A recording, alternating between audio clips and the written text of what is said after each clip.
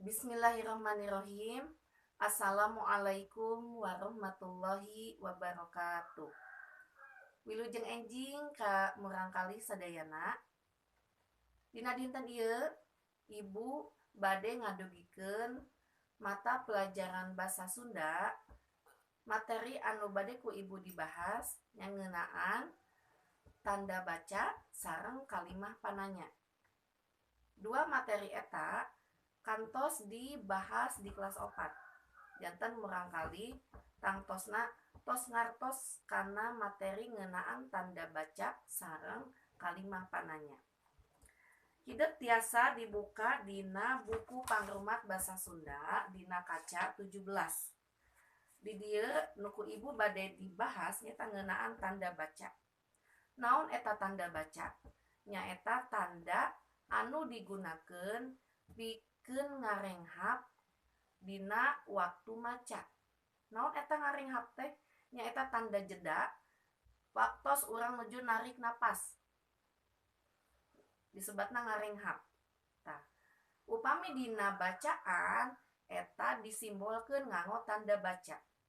Tanda baca di dieu anu dijelaskeun nyaeta aya tanda pananya, aya tanda panyeluk sareng tanda titik. Tiasa ditinggal dina kaca 18. Naon anu disebat tanda pananya? Tanda pananya nyaeta pikeun nanyakeun atanapi naroskeun hiji perkara anu ngabutuhkeun jawaban. Upami aya kalimah pananya, di akhirna ngagunakeun tanda pananya anu sapertos kieu. Contoh kalimahna nyaeta bade iraha lebet sakola teh. Eta contoh kalimahna. Atanapi di mana bumi ibu guru teh? Nah, eta tanda kalimah pananya anu ngagunakeun tanda pananya. Anu salajengna nyaeta tanda panyeluk. Naon eta tanda panyeluk? Nyaeta tanda anu nuduhkeun kalimah parentah. Janten tanda panyeluk digunakeun pikeun nuduhkeun atanapi ngebrehkeun sora bituna rasa. Ngagunakeun tanda panyeluk anu sapertos kieu. Contoh kalimah anu ngagunakeun tanda panyeluk. Contona cik pang meserkeun uyah ka warung. Jang beresan eta buku teh. Eta contoh kalimah anu ngagunakeun tanda panyeluk. Disebatna kalimah pananya. Anu saladengna nyaeta tanda titik. Tanda titik eta digunakeun pikeun nuduhkeun wawaran atanapi berita.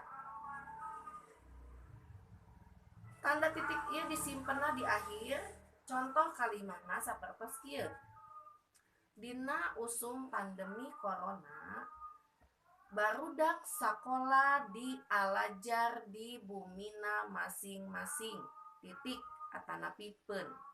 Eta contoh kalimah tanda titik.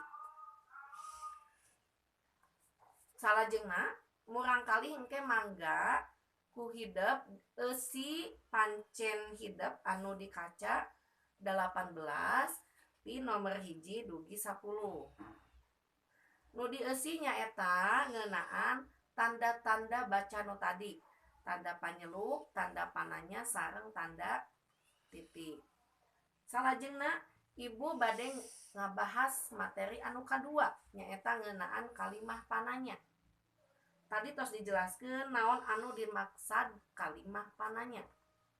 Kalimah pananya teh nyaeta kalimah anu digunakeun pikeun nanyakeun hiji perkara anu ngabutuhkeun jawaban.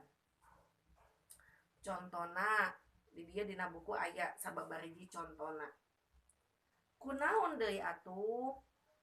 Bade ka mana? Eta kalimah pananya.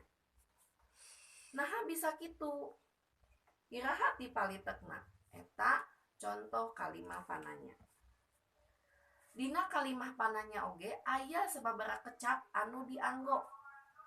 Aya rupa-rupa kalimah anu dianggo dina kalimah pananya. Contona kecap kunaon, kamana, naha, iraha, naon, kumaha, jeung saha. Kecap eta gaduh harti masing-masing. Contona kunaon pikeun nanyakeun sabab. Kamana pikeun nanyakeun tempat tujuan. Naha pikeun nanyakeun alesan. Teras iraha pikeun nanyakeun waktu. Kecap naon pikeun nanyakeun barang atawa hal. Kumaha pikeun nanyakeun kaayaan. Hiji deui nu terakhir aya kecap saha. Pikeun nanyakeun jalma, malaikat, atawa pangeran. Supados langkung jelas murang hidep langkung ngartos, mangga eusi pancen hidep dina halaman 18 di nomor 1 dugi 10. Rupina kanggo materi basa Sunda Ibu cekapkeun dugi ka dieu bahasana. Hatur nuhun kana perhatosana. Assalamualaikum warahmatullahi wabarakatuh.